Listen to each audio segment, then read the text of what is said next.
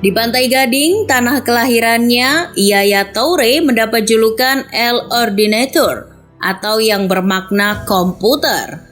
Panggilan itu disematkan kepada Yaya karena ia adalah seorang ahli dalam permainan sepak bola dan memiliki visi misi bermain yang sangat brilian.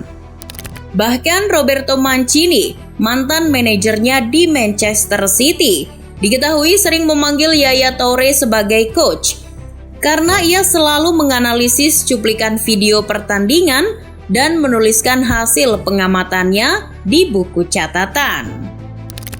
Karir Yaya Toure bersama The Citizen terbilang cukup sukses. Meski tak sempat meraih trofi Liga Champions, penampilan yang ciamik dapat mengantarkan Yaya meraih beberapa gelar prestisius bersama tim maupun sebagai individu dalam periodenya selama berseragam Manchester City. Oleh karena itu, mari kita sedikit bernostalgia tentang perjalanan karir serta kejayaan Yaya Toure bersama Manchester City. Manchester City mendatangkan Yaya Toure dari Barcelona pada musim 2010-2011. Kala itu Yaya Toure baru saja menyelesaikan musim yang luar biasa bersama klub Katalan. Yaya Toure menjadi bagian penting dari skuad Barcelona dalam meraih treble bersejarah dengan rincian trofi Liga Champions, La Liga, dan Copa del Rey. Bahkan Toure juga menambahkan 3 trofi lain yaitu Supercopa de España, Piala Super UEFA, dan yang terakhir Piala Dunia antar klub. Pencapaian bersejarah itu menjadikan Barcelona sebagai klub pertama yang meraih 6 trofi dalam satu kalender musim.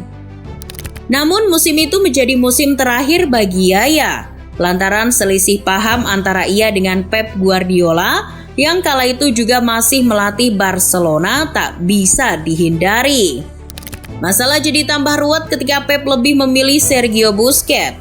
Padahal Busquets saat itu baru promosi dari La Masia dan tak punya jam terbang seperti Yaya Toure. Akhirnya tawaran dari klub kaya baru, Manchester City pun datang. City tergoda dengan penampilan ciamik yang ditunjukkan Yaya Toure saat masih berseragam Barca. Dengan visi misi bermain yang sangat luar biasa, dirasa cukup untuk mengisi lini tengah skuad asuhan Roberto Mancini. Lantas, Pep Guardiola pun tak melewatkan kesempatan itu untuk menyingkirkan Yaya Toure dari skuad Barcelona.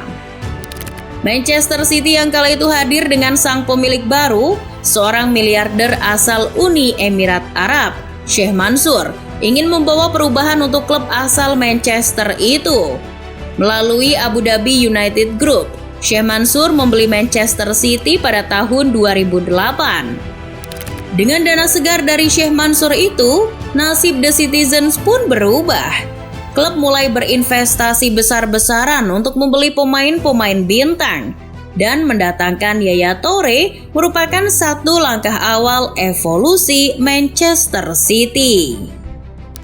Yaya Toure bisa dibilang sebagai contoh pertama dari talenta kelas dunia yang berani memilih City sebagai tujuan karir mereka.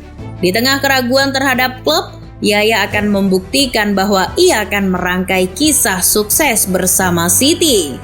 Di tahun yang sama, Manchester City juga mendatangkan nama-nama seperti Edin Dzeko, Mario Balotelli, James Milner hingga David Silva yang juga berasal dari klub Liga Spanyol, Valencia. Yaya Toure dan nama-nama tersebut yang mengawali kesuksesan Manchester City hingga kini dikenal sebagai salah satu klub elit Liga Inggris. Hebatnya, di musim pertamanya bersama City, Yaya Toure sudah menjadi pahlawan dengan gol sematawayangnya kala berhasil mengalahkan Stoke City di final Piala FA tahun 2011. Ia mempersembahkan trofi pertama di era Manchester City yang baru. Meski sempat menjadi pemain terbuang di Barcelona, tak membuat mental Yaya Toure hancur. Hebatnya bersama Manchester City, Yaya Toure malah menjelma sebagai salah satu gelandang box-to-box terbaik yang pernah bermain di Liga Inggris. Selain trofi Piala FA pertama berhasil ia raih, Di musim berikutnya, trofi-trofi lain pun semakin deras berdatangan. Musim berikutnya, Yaya Toure berhasil menghadirkan gelar paling dinanti oleh para penggemar, yaitu trofi Liga Inggris musim 2011-2012. Musim 2011-2012 jadi musim paling dramatis bagi Manchester City. Bagaimana tidak? Pasti kalian tak pernah lupa dengan gol ikonik milik Aguero yang merubah segalanya di menit-menit akhir, yang sekaligus memupuskan harapan Manchester United untuk meraih trofi Liga Inggris.